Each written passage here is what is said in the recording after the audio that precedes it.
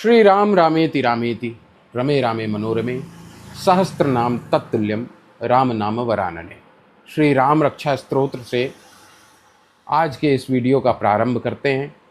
आप सभी को मेरा प्रणाम और आपका एक बार फिर से स्वागत है आप सबके अपने चैनल तंत्र मंत्र ब्लॉग्स में। मित्रों, अपनी एक सीरीज चल रही है शोभन सरकार के संस्मरण, और इस संस्मरण की सीरीज में हम शोभन सरकार के सानिध्य से मिली शिक्षाओं के बारे में बात करते हैं। इस सीरीज में हम पहले भी कई वीडियो कर चुके हैं और आगे भी इस सीरीज को हम कंटिन्यू रखेंगे। पिछले दिनों काम और व्यस्तता के चलते वीडियो ला पाना संभव नहीं हो सका, लेकिन अब इस काम के साथ वीडियो वाले इस काम को भी किसी तरह से व्यवस्थित करने की चेष्टा चल रही है और मैं इसमें जल्दी ही सफल होऊंगा। यानी कि आने वाले समय में जो वीडियो आएंगे वो इससे पहले जैसे रेगुलर आते थे वैसे ही आएंगे। कई सूचनाएं जो आप लोगों तक पहुंचानी है इस प्रकार है। आज हम पहले जिस पर बात करेंगे वो है परिक्रमा मार्ग। दूसरा हम बात करेंगे सेनपुर आश्रम के संबंध में। तीसरा ये जो युद्ध चल रहा है उसके संबंध में बाबूजी ने क्या कहा है, और फिर बात करेंगे सरकार के संबंध में बाबूजी के कथन की। जय गुरुदेव भगवान के नाम का जयकारा लगाते हुए प्रारंभ करते हैं। परिक्रमा मार्ग के विषय में जो सूचना आप सभी तक पहुंचानी है वो इस प्रकार है कि शोभन आश्रम को चित्रकूट की तर्ज पर विकसित किया जा रहा है और शोभन आश्रम के चहुं ओर परिक्रमा मार्ग का निर्माण हो चुका है। वैसे ये परिक्रमा मार्ग जो मैं जिस बारे में जानकारी दे रहा हूँ इसका निर्माण पहले भी था, बीच में क्षतिग्रस्त हो जाने के कारण अब परिक्रमा मार्ग का पुनर्निर्माण करा दिया गया है और इसी परिक्रमा मार्ग पर टीन शेड की व्यवस्था की जा रही है ताकि दर्शनार्थी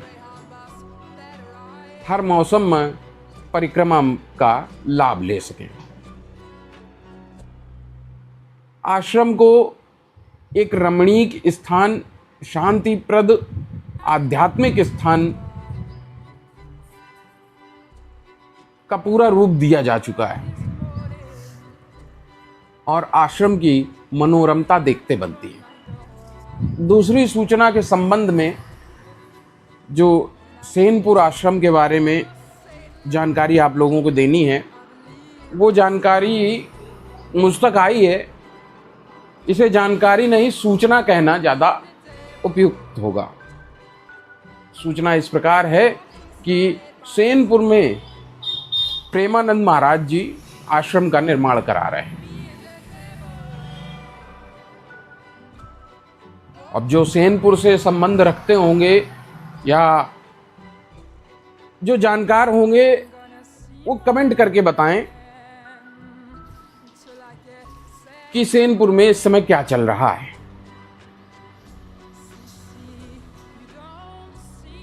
पिछले समय में हमने होली मनाई और जिस दौरान हम भारतवासी होली मना रहे थे, मिडिल ईस्ट के देशों में अशांति थी, पटाखे बज रहे थे, बम चल रहे थे, वो लोग दिवाली मना रहे थे।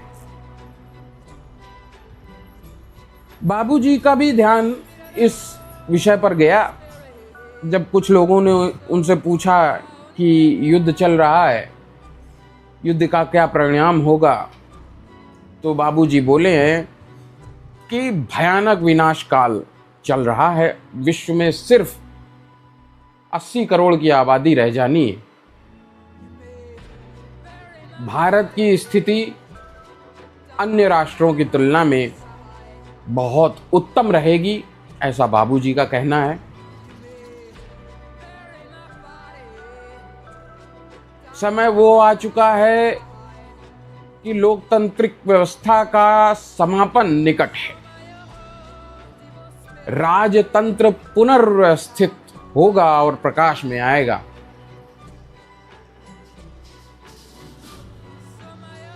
युद्ध के विषय में तो सरकार भी कहा करते थे। सरकार का कहना था कि लोग मुट्ठी भर बचेंगे, जितनी जगह कब्जा सकना कब्जा लेना, सब जगह खाली हो जाएगी। गुरु ग्रंथ साहिब में भी इसका जिक्र मिलता है। वहां कहा गया है कि मुट्ठी भर रेज होगे, भजंदी थानी लबनी, भजते फिरोगे। कि मुट्ठी भर रह जाओगे, भागने की जगह नहीं मिलेगी, भागते फिरोगे। बाबूजी के भी कथन और सरकार के भी कथन अक्षरशः मिलते हुए प्रतीत होते हैं। और वर्तमान स्थिति जिस तरह ईरान संकट के कारण भारत को भी पेट्रोलियम और एलपीजी गैस का संकट झेलना पड़ रहा है, पूरा विश्व ऐसी ही त्रासदी से ग्रस्त है। रही बात सरकार के संबंध में जो बाबूजी ने बताया है, वो एक अच्छी खबर है। बाबूजी का कहना है कि सरकार का आना ध्रुव सत्य है, ध्रुव सत्य है, ध्रुव सत्य है, सरकार आने वाले हैं। लेकिन जो समय सीमा बाबूजी बता रहे हैं, उसमें मुझे संशय दृष्टिगत होता है। बाबूजी के अनुसार 2 साल का समय अभी शेष है। और मेरा मानना है कि जिस तरह की परिस्थितियां जन्म ले रही हैं, वैश्विक स्तर पर जिस प्रकार की अशांति जन्म ले रही है, विश्व जिस प्रकार अशांत है, उस प्रकार इसी वर्ष सरकार को आ जाना होगा। कल्याणकारी कामों के लिए सरकार का आना जरूरी है। लेकिन जब बाबूजी से इस संबंध में पूछा गया, तब बाबूजी ने कहा है कि 2 साल का समय अभी शेष है। वास्तविकता क्या है मैं नहीं जानता, लेकिन मेरा मानना है कि ये 2026 इतना भयंकर और त्रासदीग्रस्त है कि सरकार को इसी वर्ष आ जाना चाहिए। कई ज्योतिषाचार्य भविष्यवाणी भी कर रहे हैं कि सितंबर का माह बड़ा खतरनाक है भारत के लिए। सितंबर का माह बड़ा ही खतरनाक बताया जा रहा है। बाबूजी की बातों में सत्यता हो सकती है। बाबूजी हैं, अच्छे संत हैं। हालांकि वो बहुत ज़्यादा चीज़ें बताने में भरोसा नहीं रखते, लेकिन फिर भी जब कुछ लोगों ने उनसे पूछा सरकार के बारे में कि सरकार कब आएंगे, तो उन्होंने बताया कि अभी 2 वर्ष का समय शेष है। वास्तविकता पता नहीं क्या है, ईश्वर जाने, सरकार जाने। लेकिन विश्व अशांत है और ये अशांति कहा नहीं जा सकता है कि भारत नहीं आएगी। पाकिस्तान अशांत है, ईरान, इराक, अनिश्चितता का दौर है, कुछ भी हो सकता है। मैं जहां जिस स्थान पर बैठा हूं, मेरे सामने 5-6 किलोमीटर पर पनकी पावर हाउस को मैं देख सकता हूं। और सरकार ने इसी बारे में एक बार अपने दर्शनार्थियों से कहा था कि लाला, जब युद्ध होता है तो बड़े बड़े प्रतिष्ठान निशाना बनाए जाते हैं। उनमें उन्होंने IIT, पनकी पावर हाउस आदि जगहों की चर्चा भी की थी।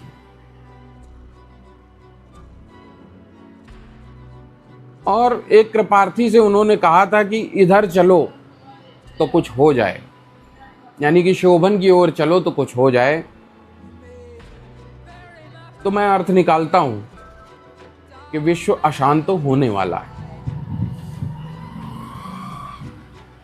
भारी मात्रा में संहार होगा, आसुरी शक्तियां नष्ट हो जाएंगी। जीवित वही बचेगा जिसका भगवान में प्रेम है, जिसकी भगवान में आस्था है, जो राम नाम का सहारा लेगा। और कलयुग के संदर्भ में तो किताब भी क्या है, कलयुग केवल नाम आधारा, सुमिरी सुमिरी जे उतर ही पारा। अर्थ इसका यह है कि कलयुग में गृहस्थों के लिए केवल नाम ही एक आधार है जो कि उन्हें भवसागर से मुक्त करा सकता है। भक्तों को चाहिए कि राम नाम का जाप करते रहें और भवसागर से वो पार हो जाएंगे। इस वीडियो को यहीं विराम देते हैं। जितनी सूचनाएं मुझ तक प्राप्त हुई हैं, मैंने प्रयास किया है कि आप तक पहुंचाऊं। आपका प्रेम और सानिध्य मुझे इसी प्रकार मिलता रहे। अनुग्रहितोष्मि।